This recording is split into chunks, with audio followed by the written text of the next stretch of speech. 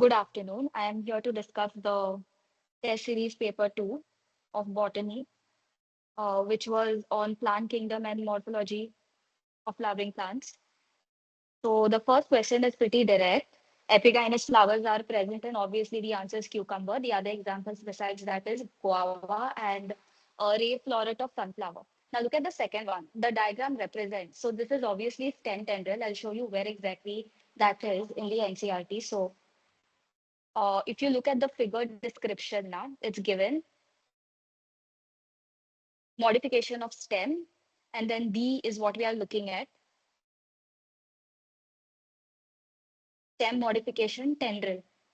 And as you already know, that tendril is meant for support, for climbing and stuff, and it is a axillary bud modification.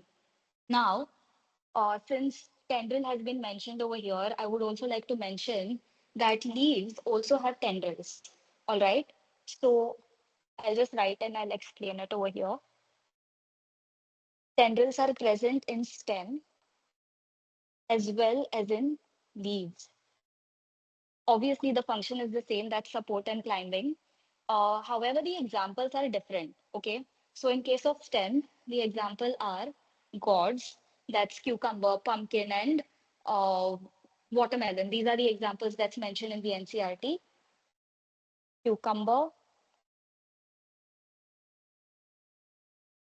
pumpkin, and watermelon. As far as leaves are concerned, leaf tendril example that's mentioned in the NCRT is pea.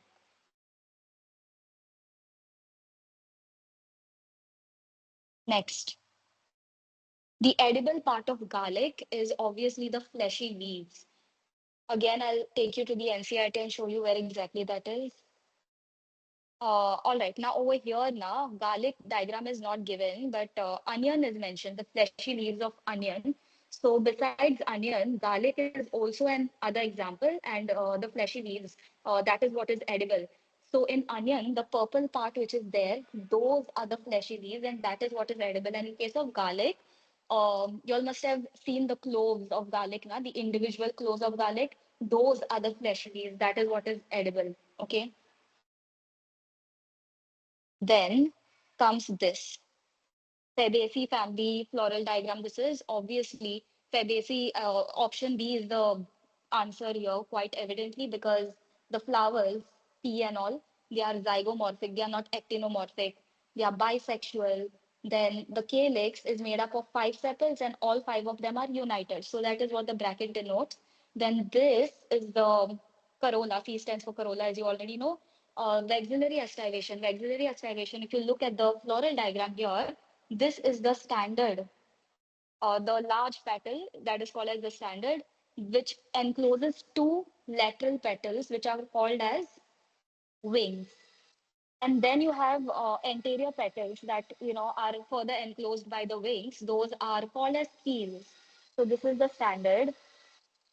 The side lateral petals are called as the wings, while these are called as keels. And as you can see, the keels are fused. It's just the keel that are fused, right? So that is why the keel, I mean, the number two, which represents keel, is surrounded, enclosed by brackets. Okay. Then I'll just erase this quickly. So I'll just repeat this again. This one stands for the standard. These stand for the wings, again the keels, and this shows that the keel are fused. Then is androecium. Androecium is diadelphous. Diadelphous condition, if I'm not mistaken, this was a PYQ in, I guess, the year 2022. They asked about Fabaceae family, what type of androecium it has, and the answer is diadelphous. Now, what do you mean by, see, what do you mean by adelphous, first of all? Adelphous means when the filaments are fused. You know that androecium is made up of stamen, right? And stamen in turn is made up of anther and filament. Now, in a single flower, Okay, there may be multiple stamen, multiple anthers, and multiple filaments, correct? Now, if in a flower, the filaments are fused, you're understanding what I'm saying? If all the filaments are fused, but the anthers are free, the anthers are not fused, then this condition is called as Adelphous condition. Now, there are subtypes under this. Okay, there is monoadelphous, there is diadelphous, and then there is polyadelphous. Mono is when the anthers are, so the filaments are fused in one bundle, as I've drawn above. This is monoadelphous condition. Diadelphous is when there are two bundles. Like apart from this, in the same flower, imagine that one more bundle was there, like this, in the same flower. So two bundles of fused filaments, but free anthers. This is called as diadelphous, and poly is, of course, more than two bundles. Okay. Now, why am I saying that Fabaceae family is diadelphous? That's because, let me just explain that part 9 plus 1 to you.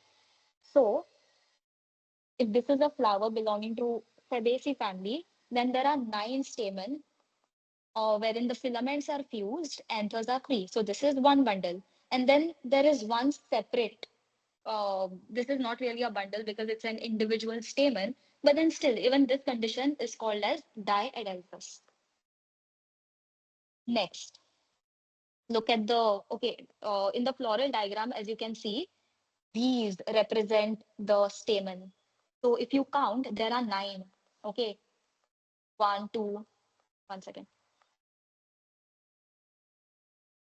1, 2, 3, 4, 5, 6, 7, 8, 9. And this is the one which is separate from the rest. And then you have the ovary, which is monocarpellary, and a dash below the G indicates, okay, so 1 represents the fact that it is monocarpellary, and a dash below indicates that it is hypogynous, superior ovary. Then coming to the next one, this belongs to the new floral families, glooms. Now, glooms is a concept that you have learned in Poaceae family, which is also called as grass family, which is also called as gramenae. Okay. The glooms in case of Poaceae family, what are they exactly? These are bracts. First of all, you need to know what a bract is. Okay.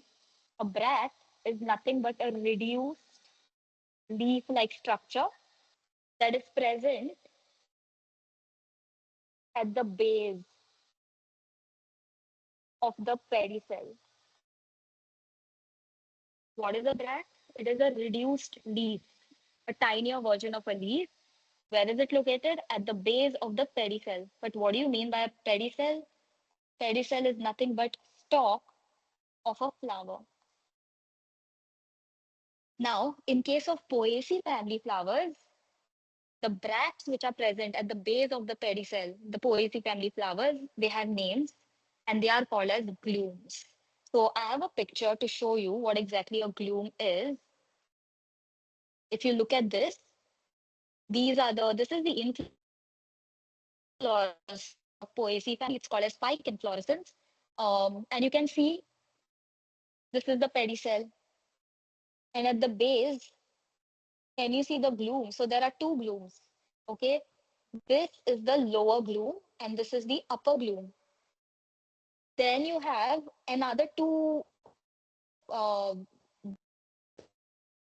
which are above. Okay. While the glooms are called as bracts, what you can see above the gloom, these are actually called as bracteoles. So yeah, that's about it. Moving on to the next question, that's the sixth one. Petals possess claw. Again, new floral family question, cruciferous family. Now, what do you mean by a claw? Again, I have a picture. So this is a flower that belongs to Brassicaceae, which is also called as cruciferous family. Now, if you pluck a petal and you observe, the base of this petal is narrow, and that narrow base is called as the claw. while the upper portion, which is broad, that is called as the limb. So obviously, the answer is cruciferous. Moving on to the seventh question. Uh, in monoidalysis condition, the stamens have, now this is something that I've just discussed with you. All the filaments of the stamen are united, but the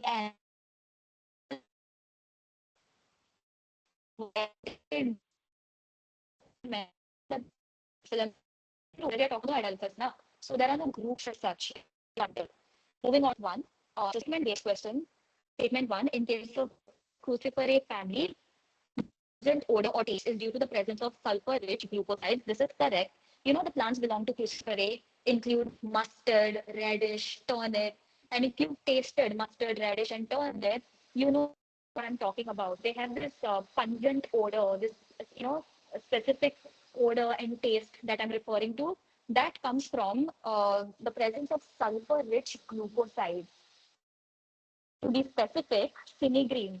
Cinegreen is what they have.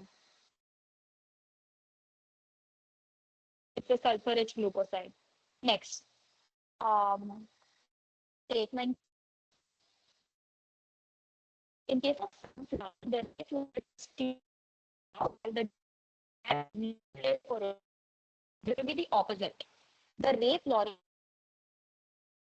in the unit as tubular. Let me show you the image for this as well. So this is a sunflower, and this is the inflorescence basically. It's called as capitulum inflorescence. And if you pluck a floret, you know that sunflower is made up of two florets, right? The ray and the disc floret. So this is the ray floret, and then these tiny ones in the center, those are the disc florets. And as you can see, whether it is a ray or a, in each of them are always five. Now, this entire thing is a ray floret, and there are five petals which are attached side by side like this. Uh, Similarly, in case of the disc floret also, there are five petals, but they are attached, no doubt, but then they, enclose over themselves and form this tube-like structure. So in case of disc floret, the corolla, which forms a tube-like structure, it is obviously tubular. So disc floret is tubular, while over here, wherein the petals don't really form a tube, they are just, attached side by side laterally. This is called as ligulate, which is why statement 2 is incorrect. So only statement 1 is correct. Moving on to the ninth one, whorl of small green structures present around the sunflower inflorescence is involucre of bracts. So again, let me take you to the picture of sunflower. Uh, can you see these? See, I told you that this and these are the florets, right? These are not individual petals or whatever. This entire thing is the capitulum inflorescence. Can you see the green tiny structures?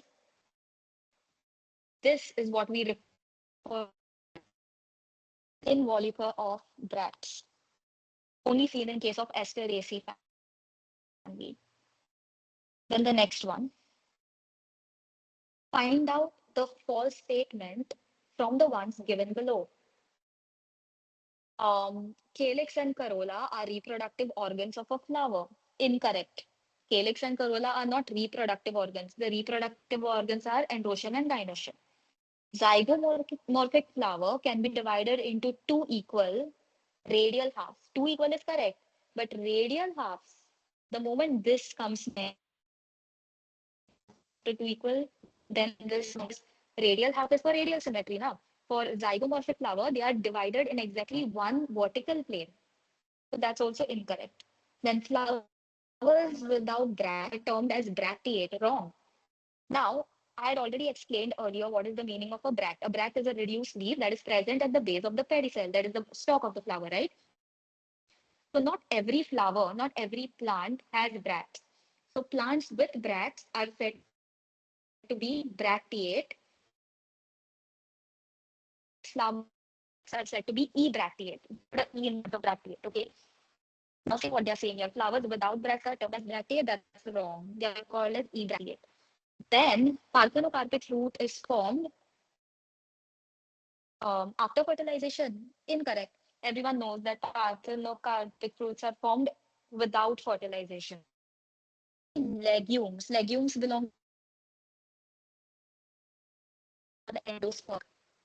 Legume is a dicot, and in dicots, the seed is non-endospermic. So that is correct. So far everything was incorrect. This is the only dicot which is endospermic is castor. Then ovary is inferior in case of Fabaceae. Wrong. In Fabaceae, the ovary is superior, hypogynous. We have seen it in the floral formula over here. Can you see G and there is a dash indicating that Fabaceae family or legumes are having superior ovary. Then comes the seventh one, the last statement. A fertile stamen is called staminode. Wrong. Sterile stamen is called as staminode. So this makes option A correct. False statements are 1, 2, 3, 4, 6, and 7 because 5 is the only one that's correct. Then I'm not doing the match the column because this is pretty direct. This is again from the economic importance of family. Moving on to the assertion. Epigynous flowers, the ovary is inferior. Correct. Why is it inferior? That's because in case of epigynous flowers, the thalamus grows completely around the ovary and all the other floral parts are right above the ovary. So over here, both the assertion and reason is true and the reason is explaining the assertion. So let me just take you to the diagram in the NCRT. So the last here is epigynous. As you can see, are all arising from this point. And this point is present above the ovary. So when all the other floral parts are arising from above the ovary, so ovary is below. This is the ovary. This is the gynoecium. It is below. So it is inferior to all the other parts. So that is why it is inferior, right? Because all the other parts are arising from above it. Then the special feature of the ovary mustard family is false septum. This false septum is also called as raflum. It's not really mentioned in the NCRT, but you need to know the word raflum. Okay, but false septum is mentioned for sure. Why isn't it perigyny? Because mustard is hypogynous, superior ovary, not perigynous. Polyandry. First of all, the word polyandry, and means androecium. It is not associated with the ovary, it's associated with the androecium. And polyandry is a condition wherein the filaments and the stamen are free entirely, they are not at all fused. This is also wrong. Then moving on to the 14th one. The name Papilionoidae and Cruciferae is based on, obviously it's based on the corolla. Papilionoidae, um, it actually refers to the maxillary aestivation, the papilionaceous, that maxillary aestivation is also called as papilionaceous aestivation, which in which you have a standard, you have the stem, and you have the keels which are fused at the bottom. That is what it is referring to, the corolla. And cruciferae, crucifer name is given to this family is because there are four petals like this, and they're present in the form of a cross. So cruciferate. So it's obviously the corolla, the shape and the structural arrangement of the corolla, which is why the names are given to this family. Next one, I'm doing the 16th question. Edible part of cauliflower. The edible part of cauliflower is the inflorescence. Um,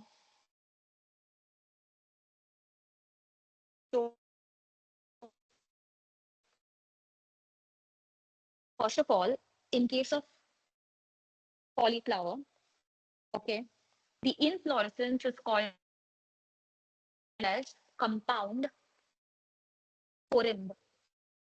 And this compound corymb is a type of racemose inflorescence. You have already learned in the NCRT the main type of inflorescence, racemose and thymose, and the cauliflower, the inflorescence exhibited by cauliflower is a type of racemose. It's called as compound corymb. But first, let me explain to you what is the meaning of corymb. Okay, I'll just tell you the meaning of corymb first. So corymb is when suppose this is the main axis, and from a common point, flowers are emerging. and all the flowers are present at the same level. Can you see? This is corimb. Now, what is compound corimb? This is compound corimb. So this is your main axis, which is branched further, and then those branches will have flowers at the same level. So when it is not branched and the main axis directly has the flowers, it is corim. But after the main axis gets branched and then the flowers are present at the same level, that is compound corim. That is polyflower. Then is this one.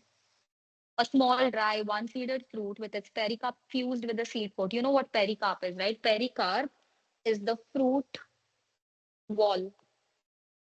Okay. So when the fruit wall is fused with the seed coat, the and I mean, they are just giving you the features. They ask you to identify the type of fruit. It is obviously Caryopsis. Caryopsis is a fruit seen in case of Poaceae family, the grass family. Again, I have an image to illustrate same. Look over here and wheat and corn, right? Those grains are only the fruits. That is only called as Caryopsis. Okay. Um, Next. In China rose, the flowers are option D is correct. China rose Malvaceae family, actinomorphic, hypogynous superior ovary, twisted estivation. Then is the 19th one, the family containing mustard, that's Brassicaceae or Cruciferae family, obviously. You have to identify which is the family. So it's either option A or option B because it's not Solanaceae, it's not Poaceae. And its main characters, tetramerous. Tetramerous means what? The floral appendages are present in multiples of four.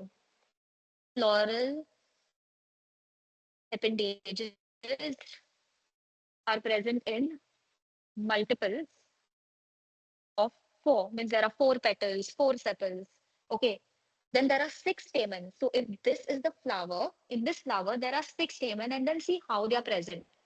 So there are four, and there are two which are short, and they are present at the. Now this condition is A because it's stamens androecium. It's written as 2 plus 4. Okay. So the 2 represent the outer stamen, while the 4 represents the central long stamen. And this condition has a name. It is called as tetradynamous condition. The condition is called as tetradynamic condition. Then bicarpellary gynoecium. There are it's bicarpellary, and the fruit present in case of produced by Brassicaceae family, it's either silicua or silicula. So again, I have a picture.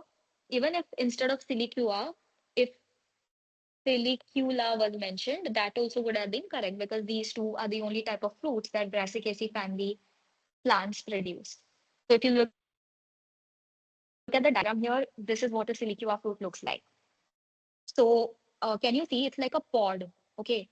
And it has these lines. Can you see the lines? Like there is one line here, and then on the other side there will be one more line. So those lines now are called as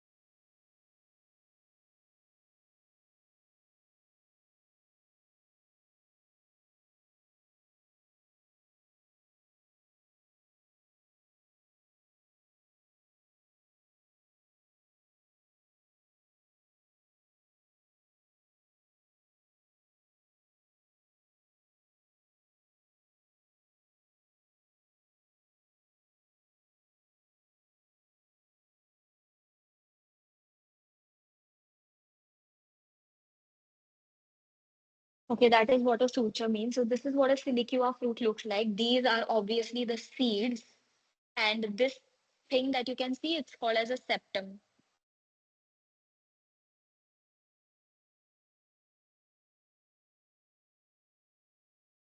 Next, 20th question. Stipules are found at the base of dash, while bracts are found at the base.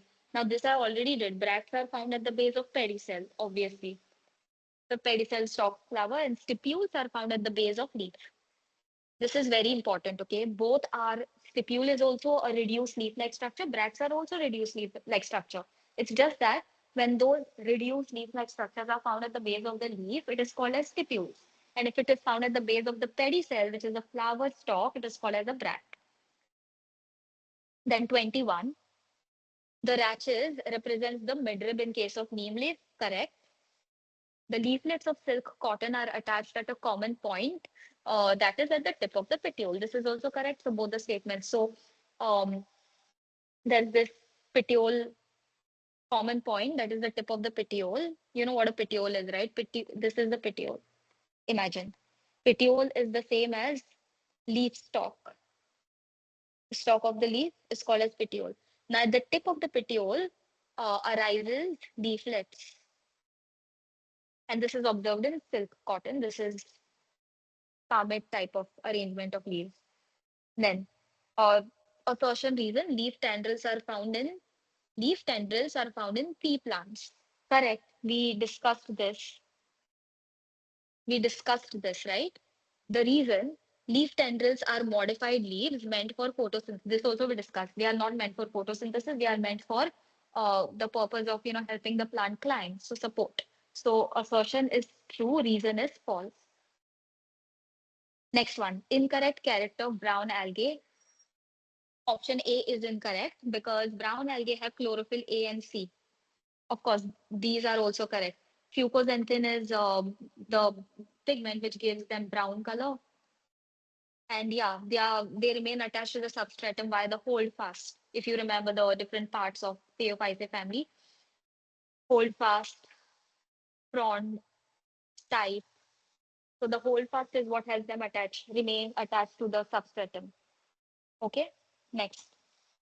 Select the correctly matched one. So as I've already marked the answer here, 1 and 4 are correct. Phaeophyceae mannitol is the stored food. Rhodophyceae are phycoerythrin. Rhodophyceae, Dictyota does not belong to Rhodophyceae. It belongs to Phaeophyceae. It's a brown algae. Chlorophyceae all have non-motile gametes. That is wrong because in Chlorophyceae you will find all three types of sexual reproduction. That is oogamy, isogamy, and isogamy. Then the 25th one, which of the following is wrong? This is wrong because chemotaxonomy is not based on experimental determination of genetic interrelationship. It is based on the chemical constituents of the plant.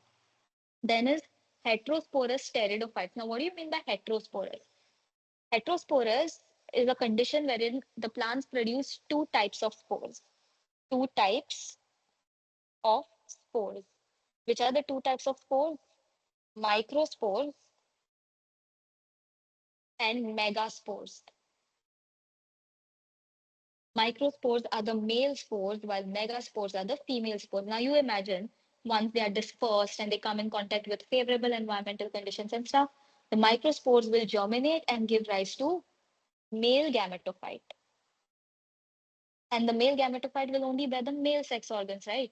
Then this will germinate and form the female gametophyte, which will obviously bear the female sex organ.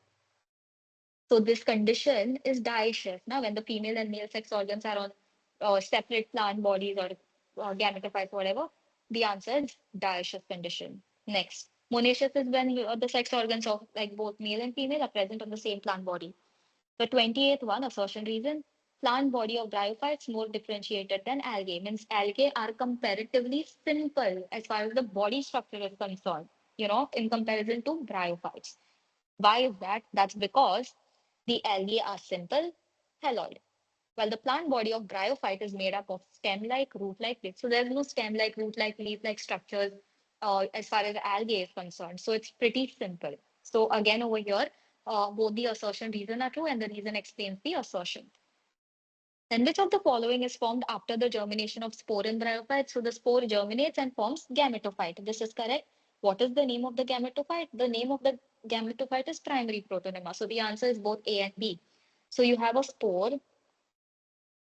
This spore germinates and forms this filamentous creeping green structure, which is called as primary protonema. Then this primary protonema undergoes branching. Now, laterally, a bud will appear. This is called as lateral means sideways, right? So this is called as a lateral bud. Oh, by the way, the branched version of primary protonema is called as secondary protonema. And now when the secondary protonema bears lateral bud, and then this lateral bud grows into the leafy stage of the gametophyte. So there are two stages, right? Protonema stage and leafy stage, as far as bryophyte or gametophyte is concerned. Moving on to the 31st question, read the statements from A to D and find which is or are wrong statements. Asexual reproduction in liverworts takes place by fragmentation of thalli, correct, or by the formation of specialized structure called a gamete. This is also correct. Bryophytes are known as amphibians. Obviously, that's correct. Funaria, Polytrichum, Sphagnum are all mosses. Vascular tissue, xylem and phloem are present in bryophytes. Wrong. The first plants, if you look at them evolutionarily, to gain vascular tissue are pteridophytes. But bryophytes were before pteridophytes, so answer is only D. Then 32. In gymnosperms, the megaspore mother cell is differentiated from one of the cells of the nucleus. Nucellus, I'm so sorry. So nucellus,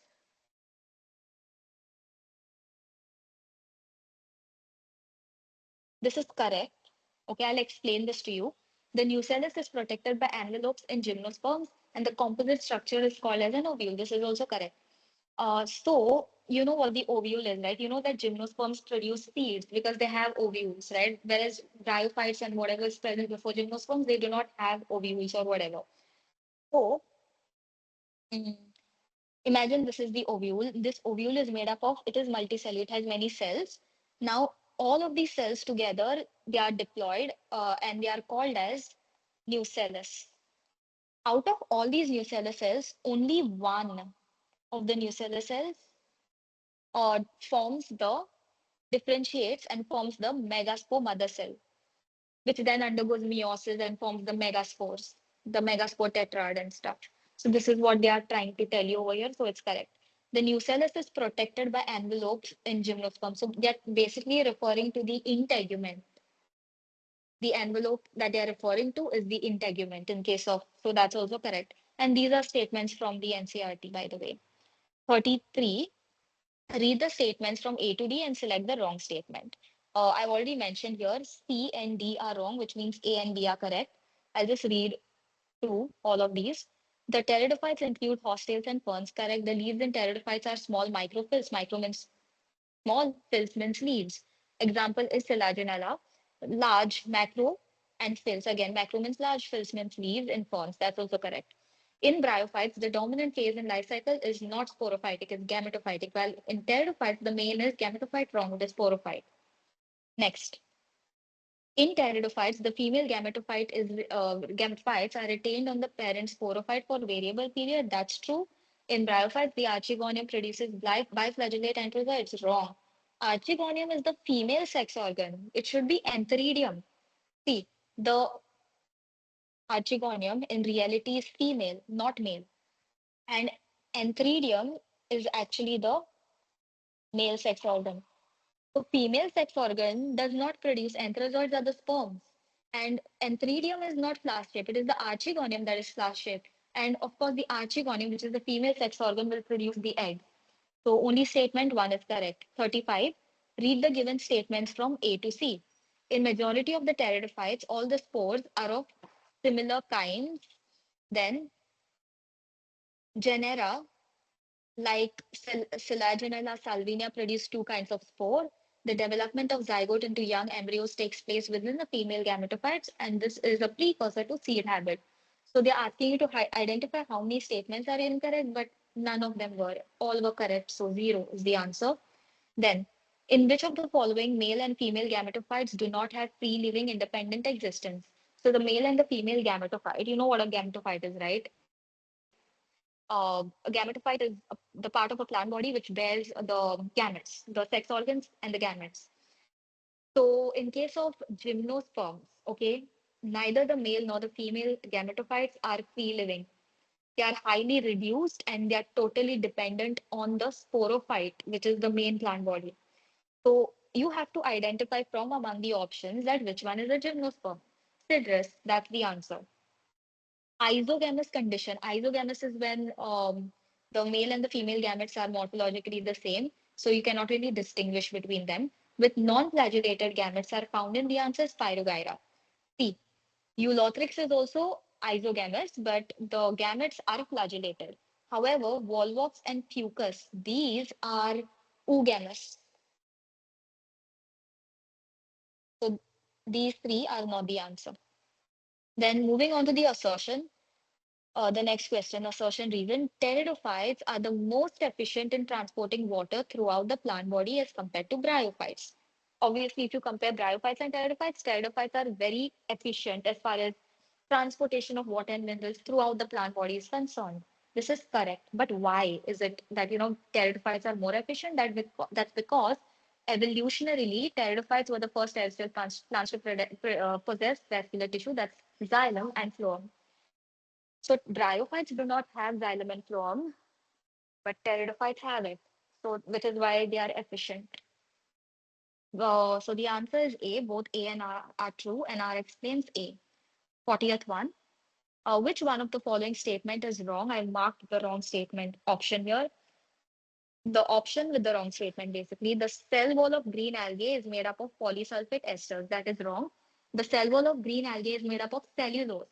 Polysulfate esters is present as a component of red algae, that is rhodophyceae. Then I'll do this assertion reason. Graminae, as in Poaceae family, is the most advanced among monocot families. That's because in Graminae, why is it the most advanced? That's because its floral parts are reduced and modified into glumes and palea and the lemma and everything. Then choose the correct option. Let us just go through all of these statements. Green algae occur in freshwater, brackish water, salt water. Correct. There's this table which is there in your NCRT in Plant Kingdom chapter. You will see it in that table itself. The habitat of brown algae is fresh water, very rarely found though. Brackish water and salt water. Brackish is a mixture of salt and fresh. Some red algae are found in fresh water. Most occur in salt water. Some in all of this is there in that table in the NCRT that I'm referring to. The red thalli of most of the red algae are multicellular. This is also there. It's a statement in the NCRT. Under rhodophyceae, red algae, you will find it. Red alga are may occur in both well-lighted regions that's close to the surface and also at great depths in the ocean where the light penetration is little, is also correct. The cell wall of red algae consists of cellulose, pectin, polysulfate esters, correct. 2 to 8 equal and apical flagella are present in green algae, correct. So all are correct. I have the NCRT here with me. We'll just try to find these statements in plant kingdom under rhodophyceae.